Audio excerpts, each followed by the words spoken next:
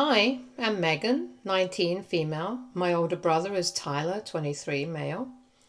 This happened a few weeks ago and it has not really left my head since. Tyler graduated from college in May. Our parents were really proud of him. He struggled a bit in school over the years, switched majors a couple of times and took longer to finish, but he made it through. My parents threw him a graduation party in our backyard. Nothing crazy, but definitely a big effort. Decorations, food, a big cake. All the relatives came. I helped set up most of it. I figured it was fair. It was a big moment for him, and I did not mind being the helper. After dinner, my dad gave a little speech about how proud they were. Then he reached into his pocket and handed Tyler a set of keys. Everyone clapped and smiled. We all walked out to the driveway and there it was, a brand new silver SUV with a bow on it. I did not even know they were planning that. I thought things were tight financially. They'd been saying that for years, especially when it came to helping with my college expenses. Tyler was shocked and grateful, and I just stood there watching him sit in the driver's seat, checking out all the features. Backup camera, Bluetooth, sunroof, the whole deal. I smiled, clapped, tried to be happy for him, but I could not help but feel something shift in my stomach. Tyler does not have a job yet. No interviews lined up. He's back home, just relaxing for now, figuring out what he wants to do next. My parents said he deserved the car because he completed a big chapter of his life and needed something reliable to start the next one. I'm in college too. I work part-time at a bookstore, budget my money, cover my own textbooks, and try to stay on top of everything.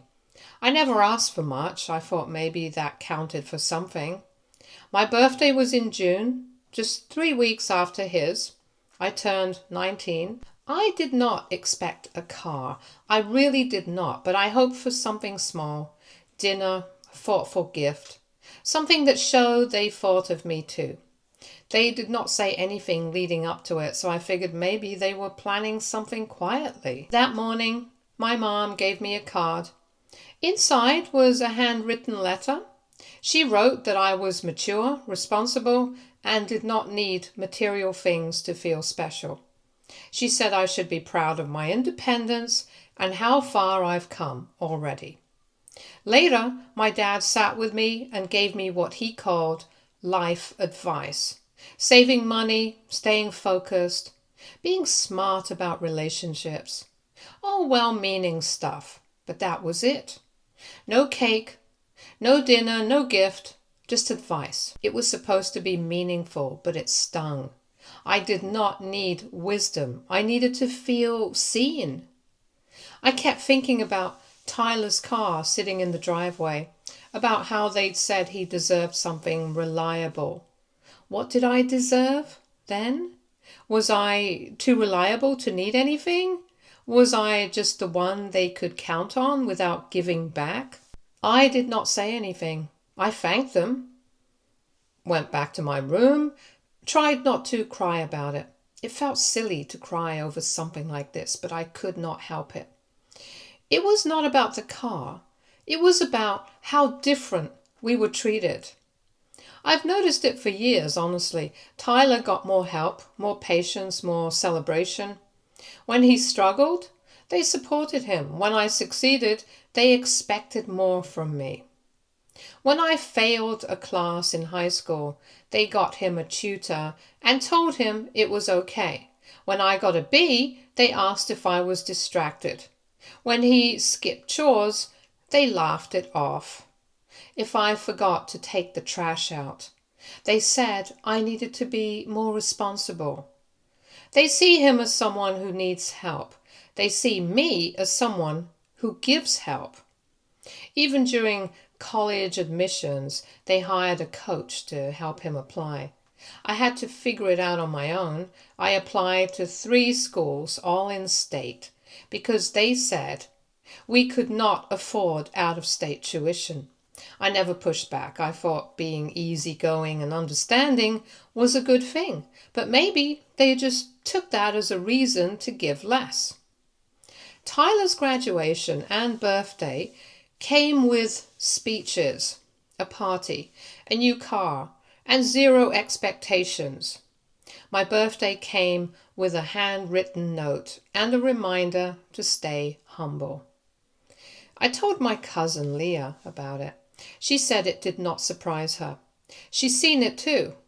She said maybe they just think I'll be fine no matter what. So they put their energy into Tyler, but being treated like I do not need anything does not feel like a compliment. Feels like being forgotten. It's weird. I'm not jealous of the car. I do not want their money or anything fancy. I just wanted to feel important, even for a day. I wanted to be the one they celebrated, even a little bit. I wanted someone to say, "You've been working hard and we see you." I ended up spending my birthday evening alone in my room, reading. I did not even feel sad at that point, just tired. The only people who made me feel remembered were my Uncle James, 56, male, and Aunt Carol, 54, female. They have always been kind to me. Every birthday they send me a small gift, nothing huge, just thoughtful things. This year they sent me a pair of headphones because I mentioned once during Thanksgiving that mine were broken. I had not even remembered telling them that. They have never made a show of anything, but they always noticed the little stuff. They ask about my classes, they ask how my job's going, they listen. When I told them, casually, about how my parents gave me advice instead of a gift, they did not say much, just kind of nodded like already knew the pattern. They didn't pity me, they just made me grilled cheese and let me watch a show on their couch like it was any normal night. That felt more like a celebration than anything I got at home. They're retiring next year, planning to move to Oregon to be closer to their daughter. I'm really happy for them. They deserve a peaceful life. They have earned it. I've been thinking about what I'd want to give them when they go. Something nice. Something meaningful, because they're the ones who showed up without being asked. I started saving more aggressively. I picked up extra hours, took a few online freelance gigs, sold off a bunch of clothes I didn't wear. By the time they were ready to move, I had already purchased them a fully paid small house near Portland. Nothing fancy, just a quiet, cozy space with a studio out back for my aunt's art and a reading nook for my uncle. They cried when I gave them the key. I didn't make a scene. I didn't announce it online. I just handed them an envelope with the letter and the address. That was it. They moved 2 weeks later. It took about 3 days for the news to reach my parents. Suddenly, I started getting texts. My mom asked how I managed to do all that. My dad sent me a vague thumbs up emoji, like he didn't know what else to say. I ignored both of them. Then came the dinner invite, just me and Tyler. They had pamphlets laid out on the table about retirement plans and communities. Nothing said out loud, but everything pointed in one direction. They expected me to do the same for them someday. They acted like it was implied, like I'd been saving up for it all along. I didn't say much, just nodded. After dessert, I handed them an envelope that looked exactly like the one I'd given my aunt and uncle. Inside was a printed copy of the letter they gave me on my 19th birthday. The one that told me I did not need material things. That wisdom was more valuable, that I should be proud of being self-reliant. Underneath, I wrote one line in my handwriting, "Regifting this advice to you. Use it well." I stood up, grabbed my things, looked at Tyler and said I was leaving the retirement planning to him, since they'd always believed in his potential. I did not stick around to see their faces. None of them have brought it up since. My parents have not called. Tyler's been awkward in the group chats. No one wants to admit what that moment really was. I'm not trying to be petty, but I am also not going to reward the years they spent ignoring the difference in how they treated us. They gave him a car. They gave me advice, so I gave them exactly what they gave me. No more, no less. So, AITA for regifting my parents the life advice they gave me, instead of buying them a retirement gift after I bought a house for my aunt and uncle who treated me like their own.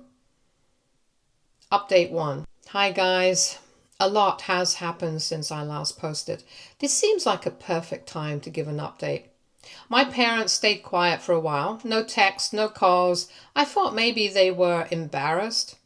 I was wrong. 2 weeks later, my mom posted on Facebook a full paragraph about how kids these days do not understand sacrifice. She wrote about how being ungrateful in the name of self-reliance was just another form of selfishness. No names mentioned, of course, but people messaged me immediately. Even my Aunt Carol called and asked if I was okay. Then came my dad. He did not post anything online, but he emailed me a long message saying he was disappointed that I had turned what could have been a moment of family unity into some sort of lesson.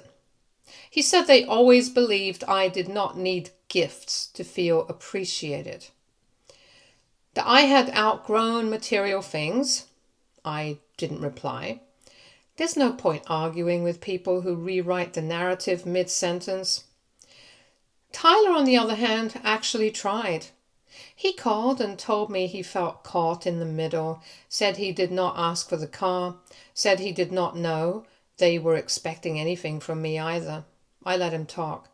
Then I told him that from now on, if they expect anything, they should come to him first. And they did. Last week, they asked him to help shortlist affordable retirement homes. The man, who does not even respond to emails on time, had to tour 3 different properties with them over the weekend. Leah told me he was visibly exhausted by the second one. I was not surprised. My parents are starting to realize something, that the daughter they assumed would always show up, organize things, save the day, has left the chat. And the son they showered with patience, money, and low expectations might not be so ready to step up. Meanwhile, my aunt and uncle FaceTimed me last night from their new living room. She had finished her first painting in her studio.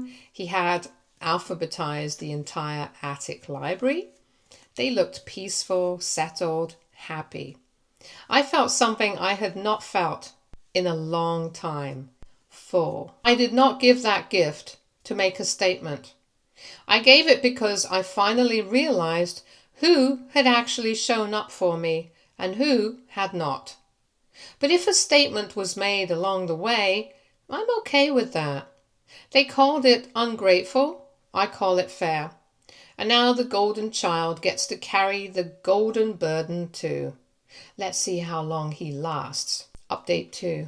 Hi, it has been 6 months since I last updated, and here's another update on my situation. So I thought I was the only one keeping mental tabs on everything, but apparently my parents had their own little scoreboard too. And guess what? I finally got a peek at it, completely by accident. Leah called me after a family dinner I did not attend. My parents were hosting some relatives who were visiting from Florida. And Tyler was there too, trying to play the golden child role in full force. But apparently things got a little awkward. My dad pulled out his massive binder labeled Family Planning. No joke. He started flipping through pages, expenses, retirement options, handwritten notes about future family contributions. Leah said she thought it was a joke until she saw my name and the chart. Yes, a literal chart. There was a page titled Megan, expectations versus reality. Under the expectations column were things like responsible, generous, long-term thinker, would help with property logistics, future backup caregiver. Under reality, independent, self-focused, influenced by Carol, refuses to collaborate, emotionally distant. They wrote that down like I was a corporate investment that did not yield. Leah said Tyler looked uncomfortable but said nothing, which checks out. Then, and this is where it really gets good, my dad made some snide comment about how some kids repay patience with punishment. He said it like he was trying to sound wise. Apparently, one of the uncles there asked what he meant, and my mom said, I had chosen to reward strangers instead of family. That same night, I got a friend request from an account with my dad's face on it, but no bio, no mutuals. Just him silently watching. I did not accept it. I posted a photo of Carol and me sitting in the studio space I gifted her. No caption. Just peace in picture form. Next morning, the Facebook status was gone. And later that week, Tyler texted asking if I'd consider sitting down with them just once. Said they were thinking of doing family therapy to reset some things before decisions had to be made. I asked him one question. Have they apologized? He left me on read. The best part? Uncle James told me that Carol had just listed her first painting online and sold it within 3 days. She's now doing custom work. He joked that she made more in a week than Tyler made all month. It was not meant to be shady, but I felt it in my chest anyway. My parents wanted a version of me that did not ask questions and just gave quietly forever. Now they're realizing they raised someone who kept receipts and learned how to leave the table without making a scene. No one said grace at that family dinner, but apparently they still prayed I'd come back. Update 3. I have a new update, so I was not planning on seeing them anytime soon, but then the invitation came. A text from my mom, short, polite, almost like she forgot how to talk to me casually. She said they were hosting a small family dinner and wanted me to come. Said it had been too long and that it would mean a lot. Tyler was CC'd, of course. At first I ignored it. Then I figured, why not? Sometimes you have to show up just to witness the performance. I wore all black. Not on purpose, but the vibe was fitting. I walked into the same house where I grew up and immediately felt like a guest. The dining table was dressed up more than usual. Candles, folded napkins, even place cards. Mine said Megan, not Meg, like they used to call me. Dinner was painfully polite. My mom asked about my classes. My dad mentioned how hard it is to find reliable people these days. Tyler mostly stared at his plate. The weirdest part? They did not bring up anything. Not the gift to Carol and James, not the retirement house, not the envelope I gave them, just small talk and too many forced smiles. Until dessert. My dad stood up and said they had something for me. I was mid-bite into a pretty good slice of cheesecake when he placed a manila folder in front of me. Inside, a printed document titled Legacy Transition Planning. Basically, they had created a living trust. It included their home, their savings, some life insurance stuff, and a breakdown of how it would be divided. Tyler and I were both listed 50-50. I flipped to the next page and saw handwritten notes again, bullet points, pros and cons, my name underlined twice. Pros: stable, emotionally intelligent, capable. Cons: closed off, mistrustful, resentful influence from Aunt Carol. Unpredictable. Unpredictable. I did not react. I just looked up and waited. My mom said they hoped this would show me that I was still family. that they still trusted me with the future. My dad added that they wanted to move forward with healing and clarity. I thanked them. Then I asked what Tyler's folders said. They went quiet. Turns out, Tyler did not get a folder. He did not even know about the trust. They only showed it to me. So now it was clear they were trying to bribe their way back in.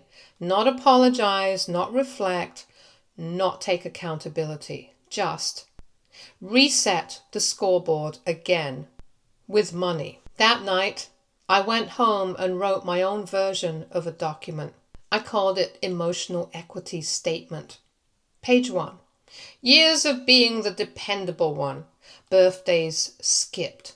Milestones ignored. Letters instead of gifts. Talks instead of hugs. Page 2. The SUV, the letter, the silence after. Page 3. The key to a house I gave to someone who never made me feel invisible. I printed it. Put it in a new folder, took it back the next day, left it in their mailbox. No note, no message, just a folder for a folder. Later that week, Tyler texted me saying, I caused a full meltdown. My mom cried. My dad didn't speak for an hour. Tyler asked me why I had to go so far. I asked him if he ever thought about how far they'd gone all these years. He did not answer. Now I've heard through Leah that they're debating changing the trust again. Apparently my dad wants to make sure his legacy goes to someone who still respects the family structure.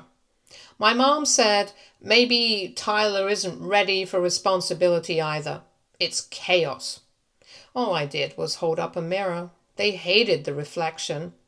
Meanwhile, Carol and James just sent me a framed photo. It was a watercolor painting of their Oregon home with a tiny caption on the bottom that said, "Some families are chosen." It's now hanging above my desk.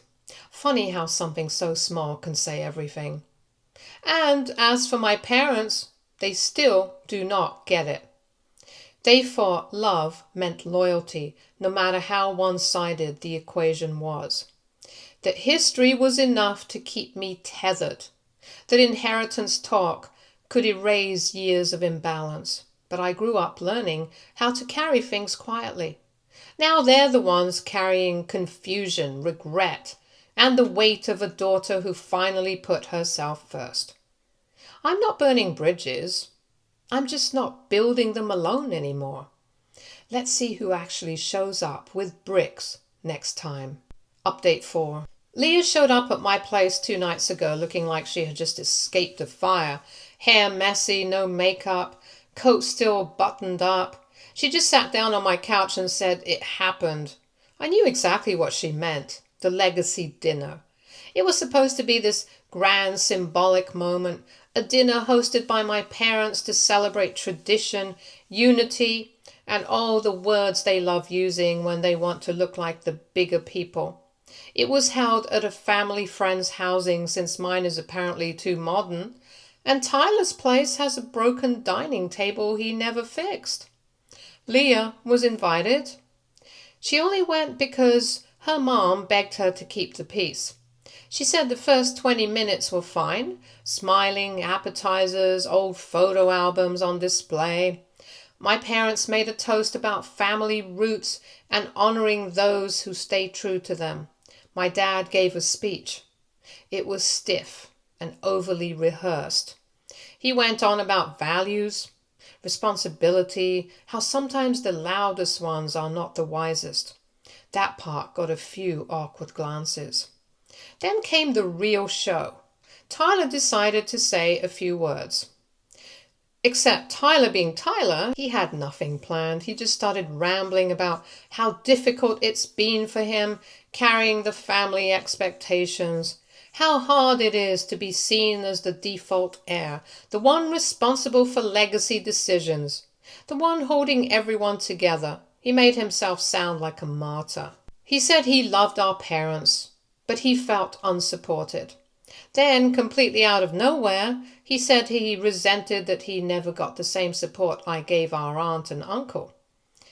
Did it hurt seeing someone else receive that level of loyalty from me when he always thought we were closer? Apparently, the room went quiet. My mom stood up to interrupt him, but he kept going. He said he did not ask for the SUV. He did not ask to be the favorite. He said the pressure they put on him felt like a weight he never earned, that being rewarded for just existing made him feel empty, and that maybe if they had balanced things better, he wouldn't feel like a puppet in a play he did not write. He said he envied me. Leia told me my mom looked like she was about to pass out. Then, and this is the part that made me sit up, he pulled out a sheet of paper, a printed email. It was a rejection from a financial advisor who declined his request to leverage inheritance for personal loans. He read part of it out loud, said it was the moment he realized he was not trusted with real responsibility and just expected to pose as someone who was. Then he dropped the bomb. He told everyone they were free to make their own judgments, but he no longer wanted to be part of the trust. He asked to be removed, said he would figure out his own future and did not want to build it on a foundation that was this uneven. My dad stood up, said they'd talk about it privately. Tyler walked out just like that. Leia followed him out after a few minutes, and so did one of our uncles.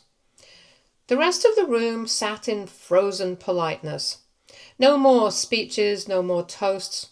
The legacy dinner ended with paper plates, cold wine, and 3 different people pretending to check their phones instead of looking at each other. Tyler texted me the next morning. He told me his version of what happened, and it was basically the same thing Leia told me. He said he did not know if it made things better or worse, but it felt necessary. He said maybe I had been right to step away when I did. I have not replied yet. I do not know if I will, because for the first time in a long time I am not angry. I'm just tired. Tired of being the one who had to silently measure my worth, and now watching the one who was handed everything crumble under the weight of it. It did not have to be this way. They could have loved us equally, treated us as individuals, not archetypes. They could have built something real instead of dressing up guilt as tradition.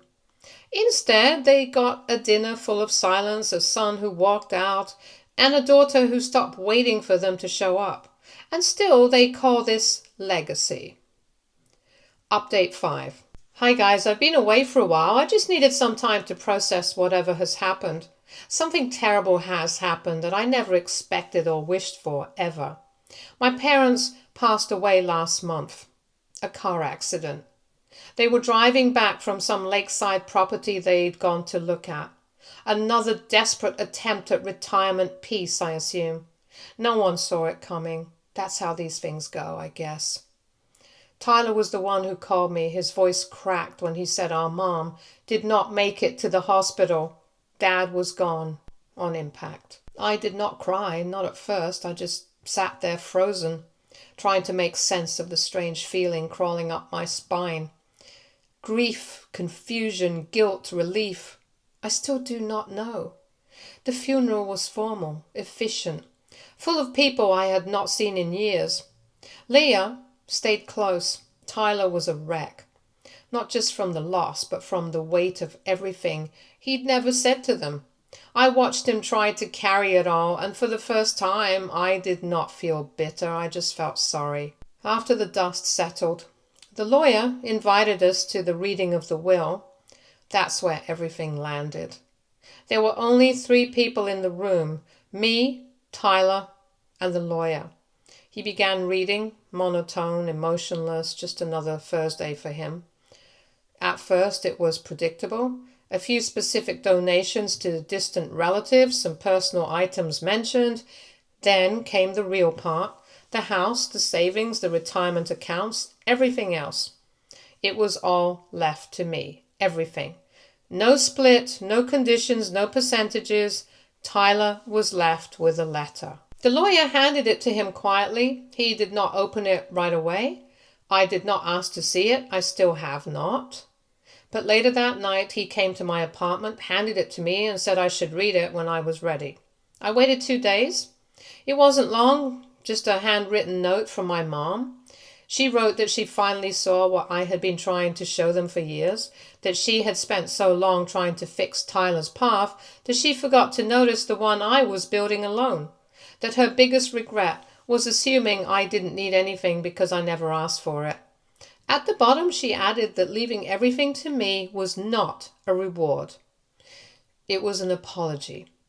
I stared at those words for an hour, and still they did not fix anything, but they explained everything. Tyler told me he was not angry. He said he had already let go of the money months ago. That what hurt was the realization that our parents knew they had failed us and only chose to admit it when it was too late to do anything about it. We sat together that night, no TV, no music, just silence. Then he said something I didn't expect. He asked if I would help him find a therapist. Not for him, for both of us.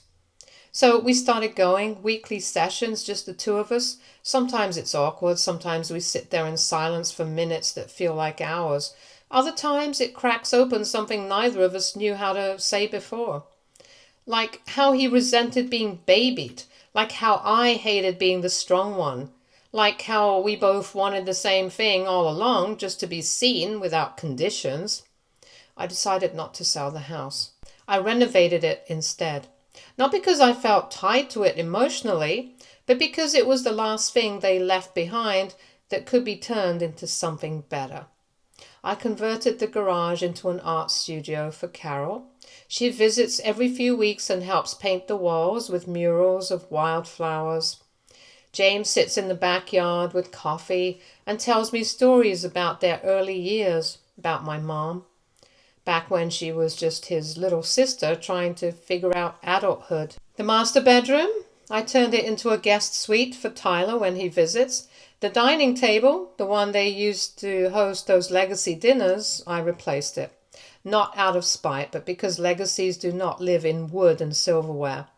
They live in who you become when no one's watching, so here I am. Not the forgotten daughter anymore, not the overachiever trying to prove something, just someone who finally built a home, not from inheritance, but from understanding who deserves to be let inside. And maybe that's enough. Maybe that's all I ever needed. Not an apology in a folder, not equity in a will, just peace.